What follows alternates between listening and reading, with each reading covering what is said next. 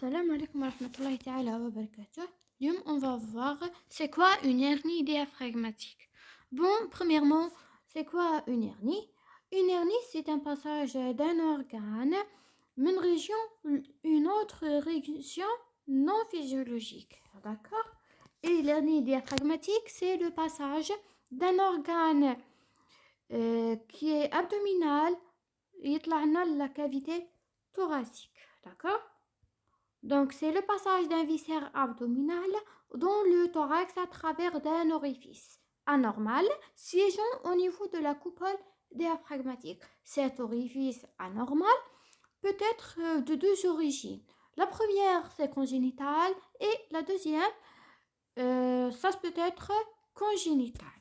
Congénital ou la traumatique.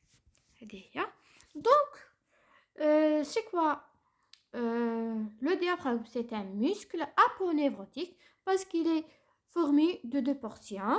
D'accord? Qui fait deux portions. C'est quoi les deux portions? عندك le muscle tout autour هو formé de fibres musculaires. D'accord? Et le centre ici, il est formé de fibres aponévrotiques tendineuses pour qu'il se contracte bien la périphérie في الوسط هذاك غادي يتكسل normal pour aider la respiration parce que le rôle fondamental du muscle diaphragmatique c'est assurer l'expiration. D'accord? Donc le muscle diaphragmatique du diaphragme fait 4 portions متكون منهم à la vie embryonnaire. Donc, c'est quoi les portions? On a le septum transversal, l'œsophage mésentérique, le hiatus œsophagien هذا, et le muscle grouter body هذا اللي راه بالrouge ici اللي هو قلنا c'est un muscle constitué de fibres musculaires essentiellement. وعندنا هذا اللي راه en bleu c'est c'est le pleuropéritonéal fold, c'est la paroi pleuropéritonéale. Donc هادو les 4 portions à la vie embryonnaire تصرى لهم une fusion. Lors de la fusion باش غادي يعطونا le diaphragme final. D'accord? Pour assurer la respiration après l'accouchement, bien sûr. Donc, comme j'ai dit, l'orifice anormal, c'est d'origine congénitale. C'est une hernie du coupole ou la hernie rétroxyphoïdienne ou d'origine acquise liée à une rupture traumatique du diaphragme. Donc, عندنا في les hernies. في الcongénital, on a deux types. D'accord?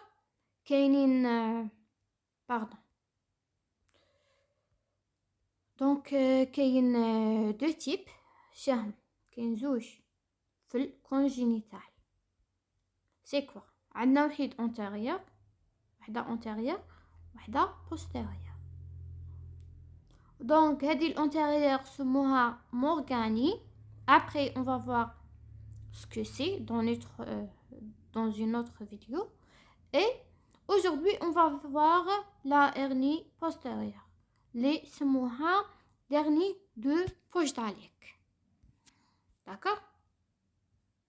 هذا هو le schéma. Donc, l'hernie de Pojdalek جاية postérieurement. D'accord? هذه هي.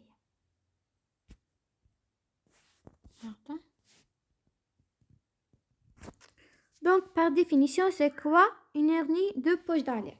C'est une hernie, bien sûr, congénitale qui apparaît à la 9e semaine de développement embryonnaire. Elle résulte d'une formation incomplète du diaphragme. C'est-à-dire, la fusion des 4 portions هادو اللي درنا ليهم دركا ما غاديش تصرا نيشان. Principalement, le pleuropéritonéal fold ما غاديش يتبلع directement مع الhiatus œsophagien. D'accord? هذه هي. Donc, c'est l'absence de fermeture du canal pleuropéritonéal. péritonial. هاد le canal pleuropéritonéal. Donc نشوفوه dans ce schéma là. Donc il existe un canal pleuropéritonéal. هذا هو. C'est ici هذا هو le canal. Donc هي في الأولى pardon. Donc هذا هو le canal. هي في الأولى l'intestin يكون طالع في la cavité thoracique à la vie embryonnaire قبل la 9e semaine de développement. Donc après هي normalement ما بين 7e 8e semaine هاد l'intestin غادي يعاود يهبط la cavité abdominale, d'accord, parce que c'est bon كمل la formation تاعه, d'accord. كي غادي يهود غادي هاد لو كانال نورمالمون غادي يتبلع. دونك في هاد ليرني دو بوش داليك دونك ما غاديش يتبلع هاد لو كانال, داكوغ. ها وينا ايسي دونك هاد الفراغات غادي يبقوا. دونك سي اون هيرني دو بوش داليك. دونك لا دروات او نيفو دروات هي الاولى اللي غادي تتبلع هادي, اي لا غوش elle va se fermer tardivement. Donc c'est pour ça غادي نلقوا ليرني دو بوش داليك à gauche هي le plus souvent اللي بزاف باسكو هي اللي غادي تتبلع تالية. هذا مكان, داكوغ. دونك هذه هي. دونك هنايا ليطا نورمال غادي تتبلع هاي وينا, داكوغ, غادي تتبلع. وهنا هذا الياتوس اوزوفاجيا وهذه لي لا, داكوغ. هذا مكان. دونك نكملو. Bon, voilà l'orifice par lequel غادي تصرى la protrusion des viscères abdominaux. Donc c'est un triangle. On l'appelle le triangle de Pojdalek. Donc il est lombocostal. Pourquoi? Parce que عندنا هاد كاع le diaphragme غادي يلصق فيه 3 surfaces اللي هما عندنا la partie lombaire, l'origine lombaire, et la costale, et عندنا sternale. Donc هو راه limité entre la paroi antéro-latérale. C'est pour ça نقولوا لها c'est une hernie postéro-latérale, d'accord. هذه autre appellation de cet orifice. ولا نقولوا له pardon, c'est le postéro-latéral triangle ou là lombocostal triangle ou là Pojdalek triangle, d'accord. Donc c'est une notion en surplus. Pourquoi on l'appelle l'hernie de Pojdalek? Parce que cette hernie elle est décrite en premier temps par Vincent Alexander Pojdalek. On va voir cette hernie la plupart du temps à gauche, comme j'ai dit, parce que à droite elle va se fermer le premier et tardivement la partie gauche. Donc l'hernie de Pojdalek elle est le plus souvent associée à d'autres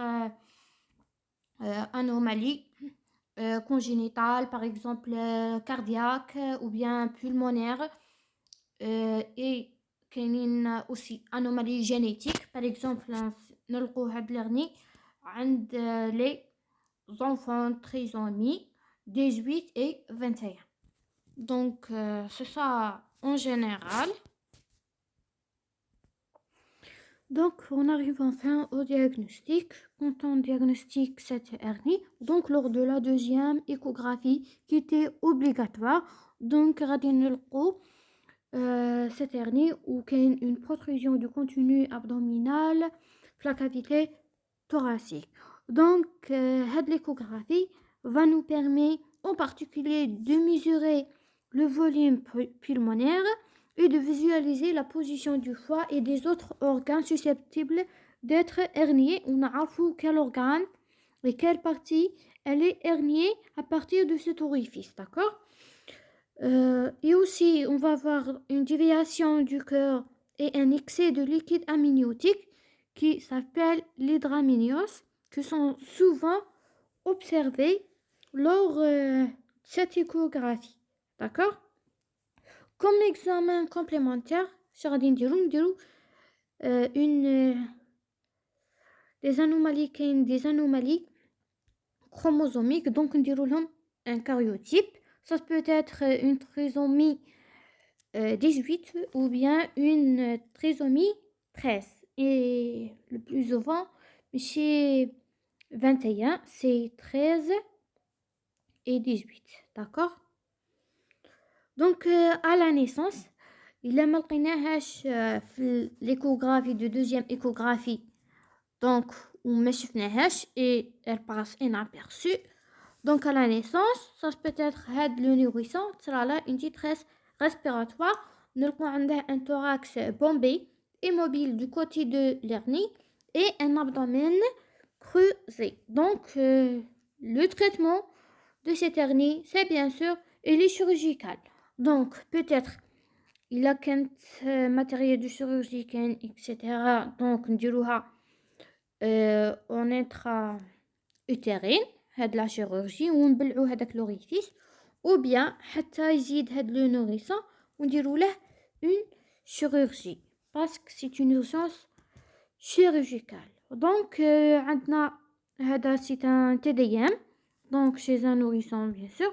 Donc, غادي رانا هنا نشوفو le contenu abdominal au niveau de la cavité thoracique, d'accord? هذه هي. C'est ça. Et je vous remercie.